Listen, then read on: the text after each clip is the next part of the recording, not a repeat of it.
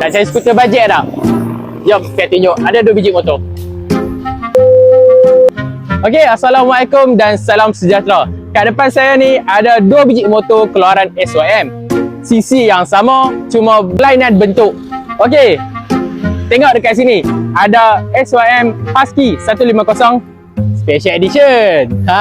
Okey, untuk motor ni, yang mana nak cari skuter yang jenis adventure, kita ada SYM Husky 150. Yang nak beli secara ansuran, boleh. Deposit kosong bulanan hanya sendah 307 untuk Husky 150 Special Edition. Kalau kata yang standard, kita ada juga deposit kosong bulanan serendah 295. Okey, di sebelah kanan saya ni sisi yang sama juga, cuma jenis Vespa. SYM Tuscany 150. Ini dah. Okey, kalau kata yang berminat untuk Tuscany 150 ni, boleh buat deposit kosong bulanan serendah 264 saja. Jadi, kalau kata apa nak beli cash, boleh, tak ada masalah.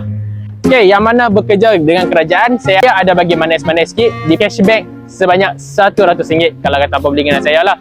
Jadi, dokumen yang saya perlukan kalau kata apa submit dekat saya, IC depan belakang, slip gaji 1 bulan yang terkini dan juga bank statement 1 bulan yang terkini. Kalau tak ada pun tak ada masalah. Jadi kalau kata yang mana duduk jauh, saya sediakan penghantaran percuma seluruh Semenanjung Malaysia. Jadi kalau kata berminat, boleh isi form di bawah ataupun boleh kontak saya 017 889 2896 ataupun tekan link di bio. Bye bye. Assalamualaikum.